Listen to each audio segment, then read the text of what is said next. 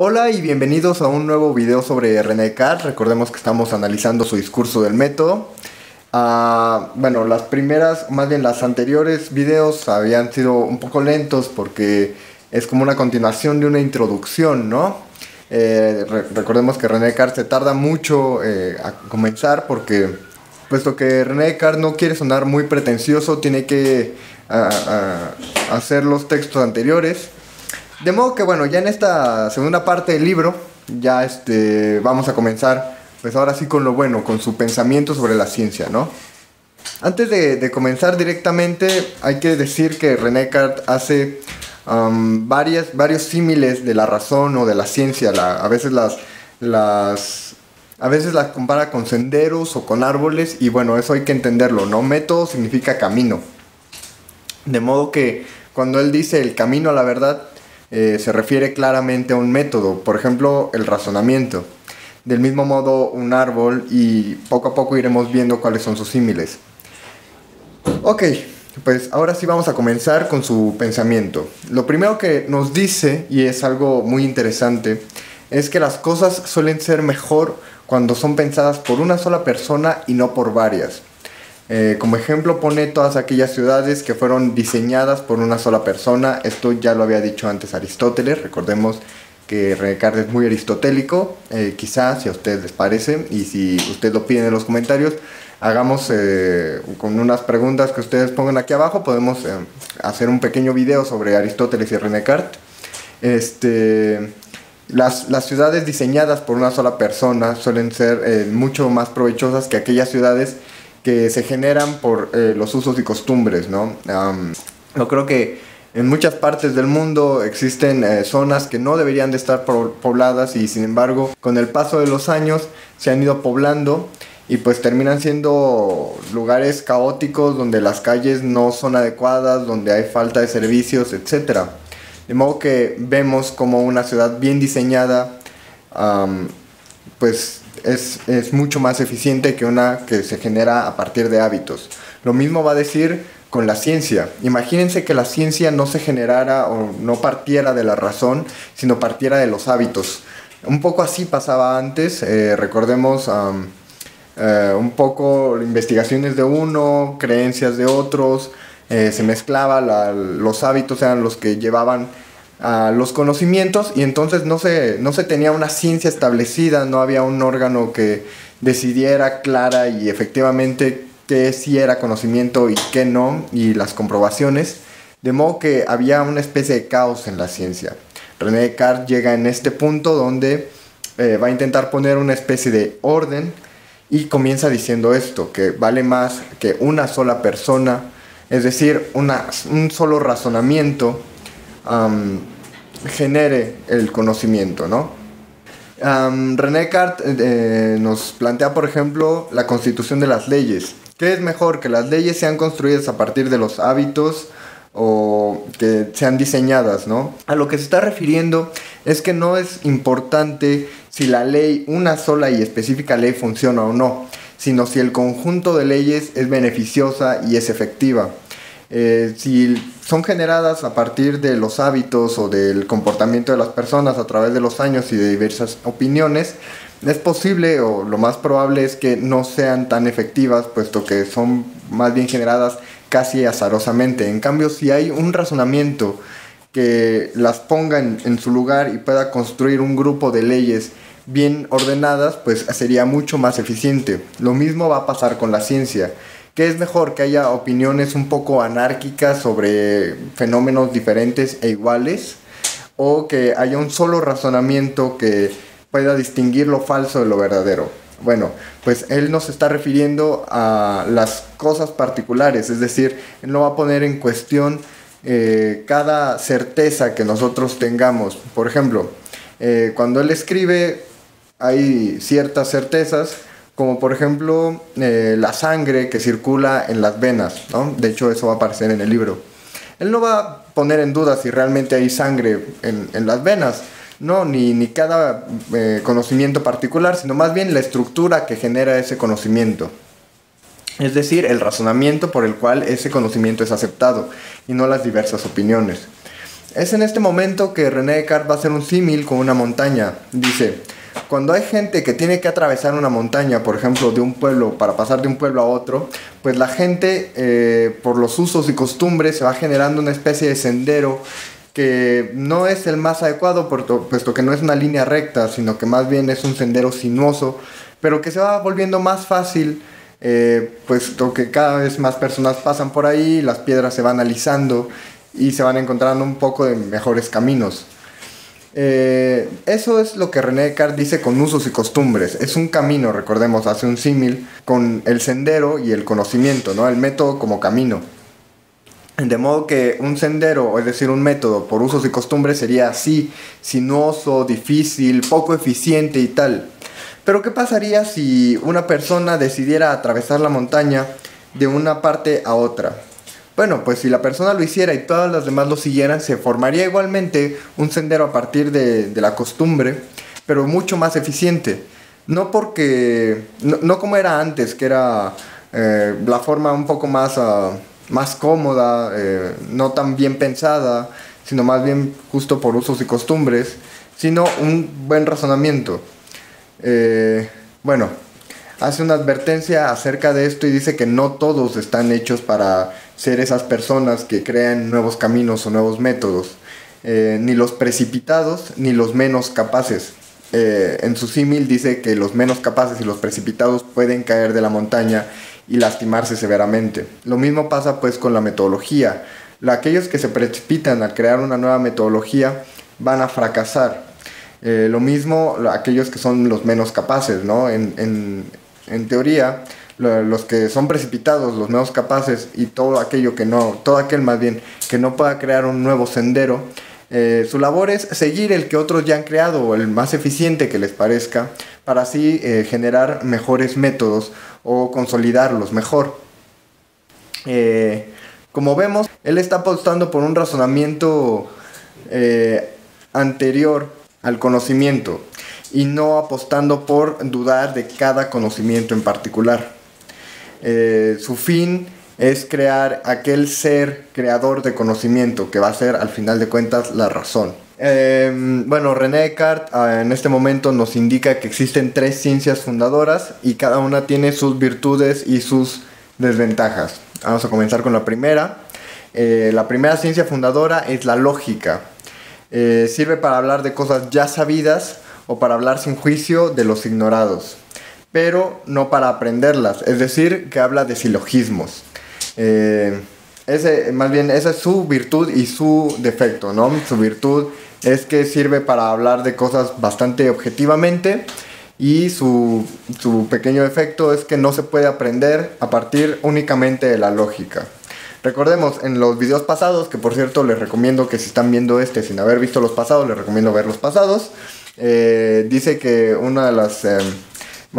muestra cuáles son los puntos importantes en su pensamiento, y uno de ellos es el yo, que es el que puede aprender, pero el yo no es nada sin el mundo externo, de modo que se requieren de los dos. El silogismo vendría siendo como el yo. El ser por sí mismo no puede aprender, necesita de algo más afuera. Y como la lógica trabaja con silogismos, pues es incapaz de saber nada del mundo exterior. Ese es su pequeño defecto. Las matemáticas son severamente abstractas y no tienen un uso aparente más allá de la mecánica. Están sujetas a muchas reglas, a muy estrictas reglas, y cifras que después la terminan por volver oscura.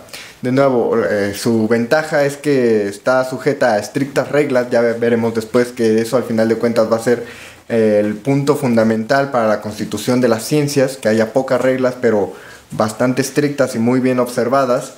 Y su defecto es que se vuelve oscura con las cifras y con su uso que no puede ir más allá de la mecánica. Por lo menos para René Descartes en este momento así es como lo plantea. La última ciencia fundadora es la filosofía. Son opiniones acumuladas, algo así lo dice René Descartes. Recordemos, si ustedes quieren saber qué es lo que René Descartes dice acerca de la filosofía, este video no los exenta de leer el texto. Yo se los recomiendo. Les voy a dejar aquí las páginas en donde se encuentra justamente esto, para que ustedes puedan ir a revisarlo y tengan una mejor opinión. Si se encuentran con algo mejor o quieren comentar algo, por favor déjenlo en la caja de comentarios. Es muy importante para nosotros como equipo de canal, y como también para mí. Me gusta mucho escuchar siempre lo que tienen que decir acerca de los videos.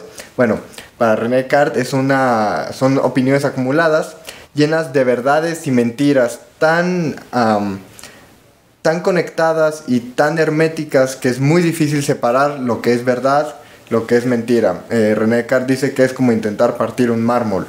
Descartes después piensa que lo mejor sería tomar de estas ciencias fundadoras sus virtudes y desechar sus defectos, quedándonos únicamente con las ventajas.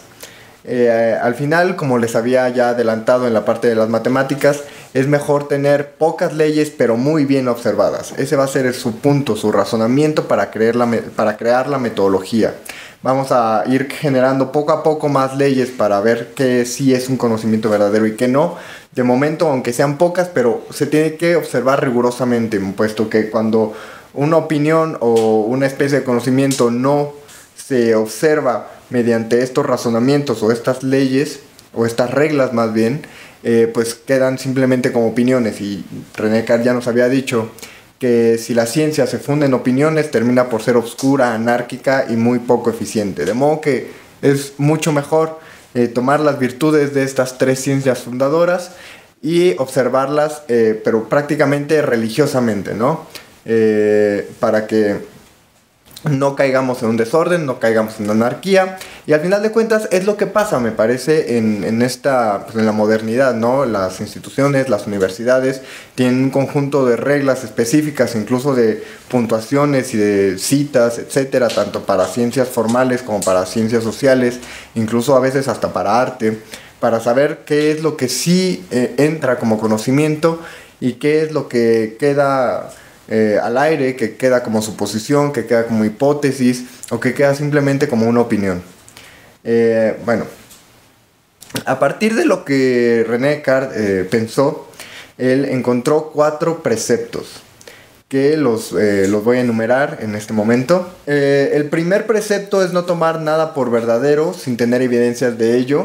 Y aquí se van a presentar 2 átomos de verdad, digámoslo así. El primero es la claridad y el segundo es todo aquello que es distinto. Lo claro se identifica como lo que se presenta de manifiesto al espíritu. Por ejemplo, el gato está sobre la mesa, solo si se le está viendo. De manera que lo claro es aquello de lo cual se tiene evidencia empírica, digamos. Lo distinto tendría que ver como lo claro, pero cognoscitivamente, y se define como aquello que es preciso y diferente a lo demás, es decir, que tiene claridad interior. La claridad antecede a la distinción. Aquello claro, por ejemplo, serían las matemáticas, que tienen claridad interna, tienen una lógica bien diferenciable entre lo que es suma y lo que es resta, lo que es suma y multiplicación, o las diferentes partes de un algoritmo o de un binomio, etc. De modo que todo pensamiento ha de tener estos 2 criterios de verdad, estos átomos de evidencia. De modo que si yo afirmo algo, tiene que ser algo evidente, es decir, algo que tiene una evidencia, algo que es manifiesto y algo que tiene claridad interior, es decir, que internamente es distinto uno de lo otro. Por lo tanto, la idea o manifestación se contrasta siempre con la evidencia. Este va a ser el primer precepto y, como vemos, es de vital importancia, es de un peso demasiado importante, es fundamental este precepto.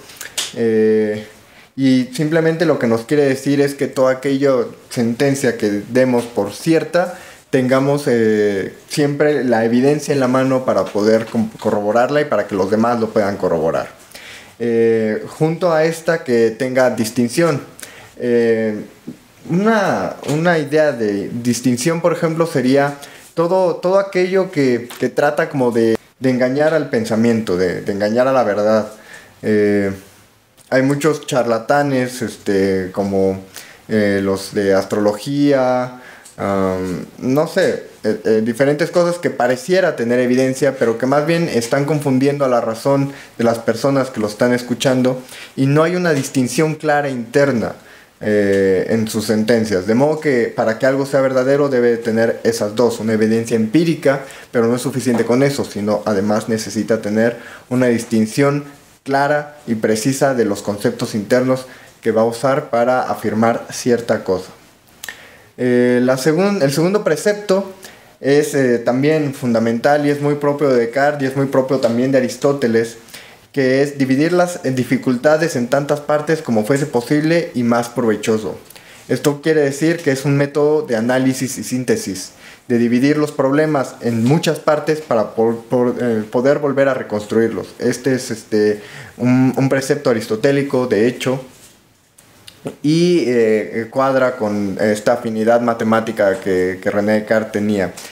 Como ejemplo va a poner de hecho un problema de trigonometría. No, sabemos que en trigonometría tenemos un compuesto de figuras, o podemos tener un compuesto de figuras en las cuales uno mediante la razón las puede descomponer en figuras mucho más simples para poderlas entender, y al final de cuentas, por ejemplo, si se está buscando un área, volverlas a reconstruir y de modo que se tenga claramente establecido y evidenciado el área de cada una de las partes para poder sumarlas todas en conjunto. No solo aplica con el área, obviamente, este es un ejemplo, pero se explica esto, ¿no? Cómo se divide en varias partes y después cómo se vuelve a reconstruir para dar cuenta de la primera cosa. Una especie de preceptos internos de este mismo precepto es que lo buscado se da por cierto que ya se conoce, es decir, que lo que se busca es la evidencia de la cosa que ya se tiene, como si se derivara de esto. De hecho, se derivan las condiciones que lo hacen posibles. Dice Descartes, todo método consiste en el orden de la síntesis en este caso, en el orden de cómo se descomponen las cosas y en el orden de cómo se vuelven a recomponer.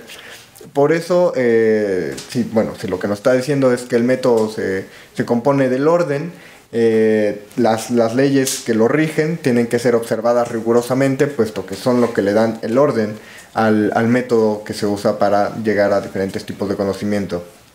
Muy bien, vamos con el tercer y último precepto. El tercer concepto parece más bien una profundización del segundo concepto, y además nos deja ver la inquietud de René Descartes siempre por las matemáticas. Recordemos que él descubrió, que él inventó la geometría analítica, y en esta parte va a meterse un poco en esos rubros para dar cuenta del método que él piensa que es mejor.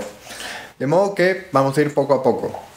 Lo primero que nos indica en el tercer precepto es que debemos de conducir ordenadamente los pensamientos para ir ascendiendo. Esto es lo mismo que decía en el precepto segundo, que era sintetizar la cosa, es decir, hacerla en partes y analizarla una por una, ascendiendo.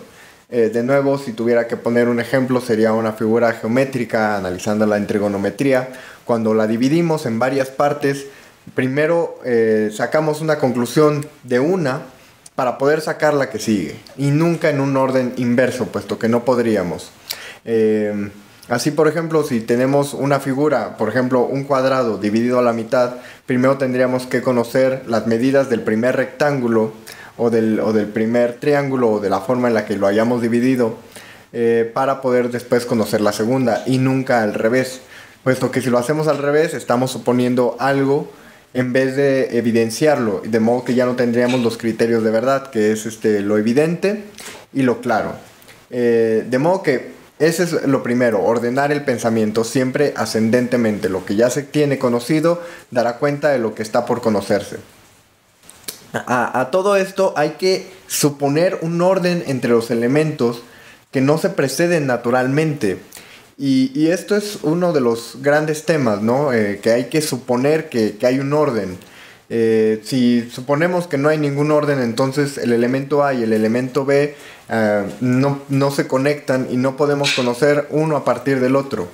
Si suponemos que sí lo hay y que es evidente y que es claro, bueno, pues a partir de uno podemos conocer el otro. Después pondremos un ejemplo donde esto se podrá evidenciar de una mejor manera. De momento voy a seguir intentando explicar el precepto. Un símil para Descartes que viene, bueno, el ejemplo viene escrito en el libro, son las grandes cadenas de pensamiento de los geómetras, de nuevo, como si fuera trigonometría. A partir de la deducción de una línea o de un trazo, se pueden deducir poco a poco los demás ascendentemente. Este es un símil para lo que él está intentando decir. Mientras aún no se deducen estos trazos, lo más conveniente es no admitir verdades que aún no son tangibles. Es decir, que solamente se pueden admitir verdades mientras se van conociendo. Las que aún se presuponen, o las que aún están en hipótesis, o las que aún están por ver si se pueden conocer o no, esas de momento no se pueden admitir. Se tiene que guardar un orden para deducir unas cosas por las otras, como habíamos dicho. Aquí Descartes va a entrar en el rubro matemático, y es que es una especie de símil. Dice, el orden filosófico y el orden matemático son parecidos. Bueno, esto lo entendemos porque los dos usan una lógica profunda, una especie de silogismos. En matemáticas se usan silogismos, al igual que en filosofía, quizá con otro nombre. Las áreas de las matemáticas, a pesar de que son muy diferentes, se pueden entender en sí, puesto que conservan generalidades. Por ejemplo, la trigonometría y la geometría, o la aritmética, o el álgebra, etcétera, conservan sus generalidades, y a pesar de que se dedican a rubros completamente diferentes, pueden entenderse los conceptos de una con la otra y una especie de comunicarse. Entender, por ejemplo, la trigonometría a partir de la geometría es posible, puesto que conservan los mismos conceptos, las mismas generalidades. Dice, de algunas partes de conocimiento, aunque ahorita está refiriendo a la matemática, conviene tomar solo lo necesario y lo demás no profundizar en ello, sino solamente lo más básico y necesario. Asimismo, las demás cosas, pues si algo puede ser conocido y conocer lo demás, es porque comparten relaciones inmutables, y a pesar de su aparente multiplicidad, puede ser comprendido aquello y todas las formas que pueda tomar. Esto es una expresión, digamos, como de isomorfía. Es decir, que lo mismo que aplica para una cosa puede aplicar para todas las demás sin tener que ser necesario evidenciarlo, digamos. Por ejemplo, en un análisis deductivo, si yo dijera el metal, más bien el hierro es un metal y conduce la electricidad. Y luego digo, el cobre es un metal y conduce la electricidad. El oro es un metal y conduce la electricidad. Lo que puedo deducir de esto sin tener que evidenciarlo uno por uno es que todos los metales conducen la electricidad. Puesto que conozco unos, puedo conocer los otros. René Descartes pues va a hacer uso de esta idea para generar la geometría analítica, diciendo, para comprender y retener mejor, volviendo a las matemáticas, es menester explicar en algunas cifras las más cortas posibles. El origen de la geometría analítica sucede cuando de una regla para uno, es decir, para el álgebra, sirve para comprender y explicar las demás, que es la geometría. De modo que él va a explicar la geometría a través del álgebra. Bueno, esto no es difícil de entender. Sencillamente en cualquier curso de álgebra, de geometría analítica, se ve el símil. La verdad es que es una genialidad que él lo haya inventado, que lo haya creado. Es un avance importantísimo en las matemáticas, y lo hace de esta manera, ¿no? Y él lo pone como ejemplo en el conocimiento en general, la metodología para las ciencias en general, puesto que conociendo unas y conociendo otras se puede generar nuevos conocimientos, es decir, aplicar el conocimiento de unas para explicar otras, y se generan nuevos tipos de conocimiento como estos, ¿no? Por último, nos va a decir algo muy curioso, y dice: así como en matemáticas solo hay verdades al descubrir una, se agota lo que se puede saber de ella. Un niño sabiendo realizar una suma correctamente, sabe todo lo que la suma, precisamente esa, se puede saber. No hay lugar a dudas ni a reinterpretaciones. Algo es y es lo que es, y en cuanto se sabe, se agota el objeto. Esta es la condición de los átomos de verdad o conocimiento. Las circunstancias de lo que se busca contiene todo lo que confiere certeza. Vamos a intentar explicar qué es a lo que se refiere cuando Descartes dice esto. Dice, si yo sé sumar 1 más 3 sería igual a 4, yo sé todo acerca de esa suma precisa. Es decir, yo no sabría sumar otro tipo de cosas. Por ejemplo, x más x cuadrada menos y más 2x o algo así. No se refiere a todas las sumas en general, sino a esa en específico. Tampoco significa que yo sé sumar 20 más 15, sino 1 más 3 igual a 4. Y en cuanto yo sé sumar 1 más 3 y sé que es igual a 4, se agota por completo todo el conocimiento que yo puedo obtener de esa suma. Lo mismo pasa con cualquier evidencia. Es decir, yo sé que un gato está cruzando la calle, sé todo acerca de ese fenómeno en particular. Y ahí se concentran estos criterios de verdad, puesto que se tiene la claridad y la evidencia. Bueno, para terminar este tercer argumento, que la verdad es más profundo, y pues si a ustedes les gustaría entrar en que más bien el primero y el segundo no son tan difíciles, quizá con lo que hemos dicho aquí se pueda entender, se pueda tener una cierta idea. Este tercero sí convendría que ustedes lo leyeran y pusieran en los comentarios qué es lo que ustedes piensan acerca de ello. La conclusión a la que él intenta llegar es que todos los principios de las ciencias han de tomarse de la filosofía, es decir, de la matemática, es decir, de la lógica. Todos los principios que han de tener las ciencias han de ser la lógica. La razón es la única, más bien la razón / lógica, es la única que puede guiar el conocimiento. Una vez dicho esto, y si ya más bien como un poco anecdótico, él va a poner la metáfora del árbol de la sabiduría, que bueno, se los voy a decir aquí. La raíz es la metafísica, luego el tronco va a ser la física, es decir, todo lo que es la realidad matemática. Después se va a derivar del tronco, es decir, las primeras ramas son la medicina, la mecánica y la moral. Y de aquellas tres principales ramas se generan todas las demás ciencias. Esto ya más bien queda como una anécdota, puesto que René Descartes decide no explicarlo en este momento ni en este libro. Pero bueno, de momento así termina la segunda parte, no, el segundo capítulo de René Descartes. Por fin ya entramos al pensamiento concreto del conocimiento y de la metodología. Espero que les haya gustado. Dejen aquí abajo sus comentarios de qué es lo que les parece. Si tienen alguna duda, para ver si en algún otro video posterior la puedo platicar, la podemos revisar. También pongan todo lo que ustedes piensen acerca de lo que René Descartes realmente quiso decir. Recordemos que esta es una interpretación mía acerca de la lectura. Si algo no les queda claro, bueno, pueden ponerlo, yo les contestaré las páginas para que lo puedan revisar.